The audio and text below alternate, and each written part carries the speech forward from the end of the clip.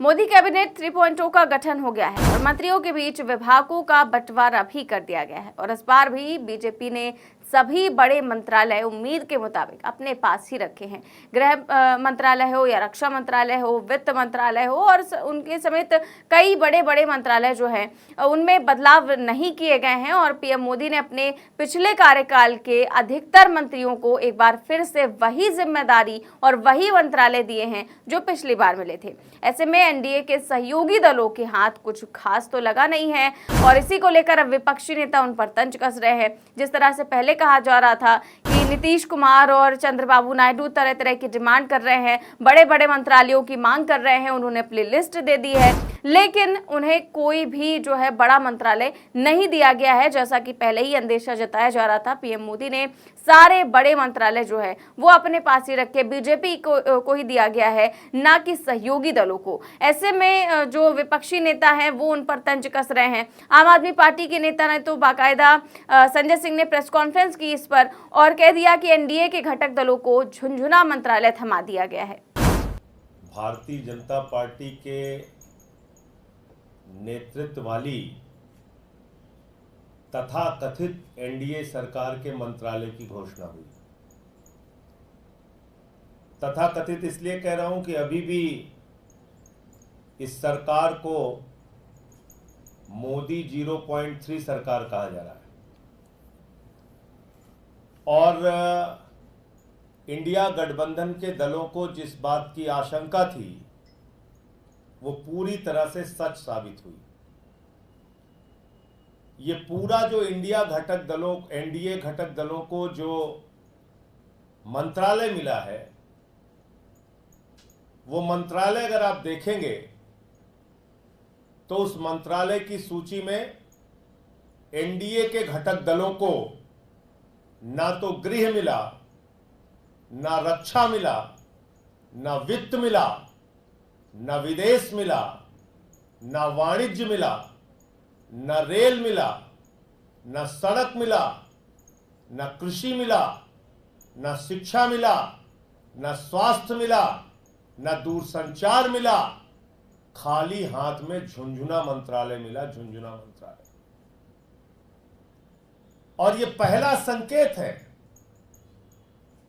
Bharatiya Janata party ने साफ तौर पे संकेत दिया है कि जो उनकी प्रवृत्ति है, कार्य करने की शैली है, अपने घटक दलों को धीरे धीरे करके समाप्त करना, खत्म करना, उनको अपमानित करना, उनकी ताकत को समाप्त करना, मंत्रालय के बंटवारे के बाद इसकी शुरुआत हो गई है। हमने पहले भी ऐसा देखा। जब नवीन पटनायक जी के साथ थे, उनके साथ क्या बर्ताव किया। उद्धव ठाकरे जी की तीर कमान चुरा ली, महाराष्ट्र में उनकी पार्टी तोड़ दी। शरद पवार जी की घड़ी चुरा ली, मध्य प्रदेश में सरकार गिराई, कर्नाटक में सरकार गिराई, उत्तराखंड में गिराई, अरुणाचल में गिराई, गोवा में जोड़ तोड़ करके बनाई, महाराष्ट्र में सरकार गिराई। तो पूरे देश में जोड़ तोड़ करके, विधायकों की खरीद फरोख्त करके, सांसदों की खरीद फरोख्त करके इन्होंने पार्टियों को तोड़ा है 10 साल में। और ये झुंझुना मंत्रालय जो दिया है इन्होंने एनडीए के घटक दलों को, अगला चरण इनकी पार्टियों को खत्म करने का होगा। क्योंकि जो जो बातें हम लोग कहते हैं लगभग सच साबित होती है। और वो कैसे होगा? गलती से अगर बीजेपी का स्पीकर बन गया तो उसके 3 बड़े खतरे हैं। नंबर 1 खतरा, बाबा साहब डॉक्टर भीमराव अंबेडकर जी के द्वारा लिखे गए संविधान की धज्जियां उड़ाई जाएंगी। नंबर 2 खतरा, एनडीए के घटक दलों को, टीडीपी को, जेडीयू को, जेडीएस को, आरएलडी को, चिराग पासवान जी की पार्टी को, इन सारी जो छोटी छोटी पार्टियां हैं, छोटी से लेके बड़ी तक की पार्टियां हैं, पवन कल्याण जी की पार्टी है, इन सारी पार्टियों को तोड़ तोड़ के बीजेपी के साथ मिलाया जाएगा। और तीसरा, कोई भी मनमाना बिल सरकार लेके आएगी और जो भी सांसद आवाज उठाएगा, मार्शल से उसको बाहर फेंकवा दिया जाएगा। भारतीय संसदीय इतिहास में 150 सांसद पहली बार मोदी जी की सरकार ने निलंबित किया था। और यह कहने की बात होती है कि यह तो लोकसभा अध्यक्ष का फैसला है, यह तो राज्यसभा के अध्यक्ष का फैसला है। निलंबन का प्रस्ताव सरकार लेके आती है, संसदीय कार्य मंत्री निलंबन का प्रस्ताव रखते हैं और सांसदों को निलंबित करके बाहर किया जाता है। और कम से कम एक विषय में मेरी सलाह जरूर माननी चाहिए सांसदों को, क्योंकि सबसे ज्यादा भुक्तभोगी निलंबन की कार्रवाइयों का और मार्शल के द्वारा बाहर फेंके जाने की कार्रवाइयों का मैं रहा हूं। बीजेपी वाले चिल्ला चिल्ला के कहते हैं 56 बार बेल में गए 6 साल के अंदर। कोई अपनी लड़ाई लड़ने के लिए नहीं गया, जनता के मुद्दे उठाए, कभी किसान के सवाल, कभी नौजवान के सवाल, कभी पहलवान के सवाल, कभी मणिपुर के सवाल, कभी शिक्षा मित्र के सवाल, कभी ओल्ड पेंशन के सवाल, और मुझे निलंबित किया गया, बाहर किया गया। तो मैं अभी भी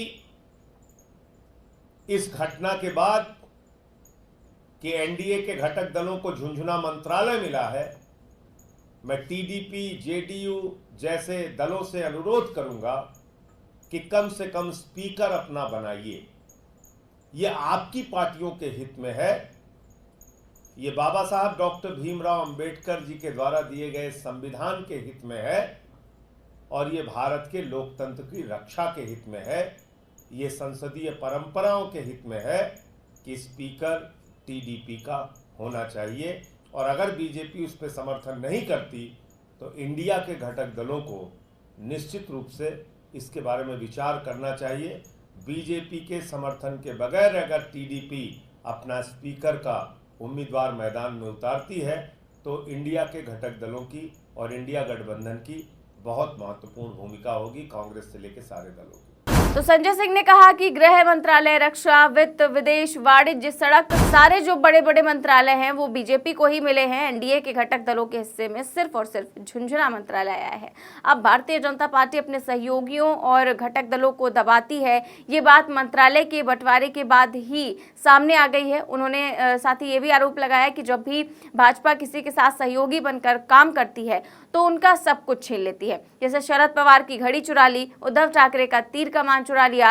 भाजपा हर राज्य में तोड़फोड़ की राजनीति करती है, पार्टियों को तोड़ती है और सरकार गिराती है। उन्होंने 10 साल में यही काम किया है। और भाजपा ने एनडीए के घटक दलों को जो मंत्रालय दिए हैं उसके बाद अगला कदम उनकी पार्टियों को खत्म करने का होगा। ये इल्जाम जो है वो संजय सिंह ने लगाया है। इसके अलावा उन्होंने स्पीकर पद को लेकर भी जो है काफी गंभीर बात कह दी और कह दिया कि अगर टीडीपी जो है उस स्पीकर पद पर अड़ी रहती है, टीडीपी को स्पीकर पद मिलता है तो हम सब जो है उनका सहयोग करेंगे। साथ ही साथ कई सारी बड़ी चीजें कह दी है और एक तरह से ऑफर भी दे डाला है। तो संजय सिंह के इन आरोपों पर और इन बातों पर आपकी क्या राय है, हमें कमेंट बॉक्स में जरूर बताएं। और साथ ही साथ नीतीश और चंद्रबाबू नायडू के साथ जिस तरह से बीजेपी ने खेला किया है उस पर आप क्या सोचते हैं, हमें कमेंट बॉक्स में जरूर बताएं। चैनल को सब्सक्राइब भी करें और ज्वाइन भी। नमस्कार।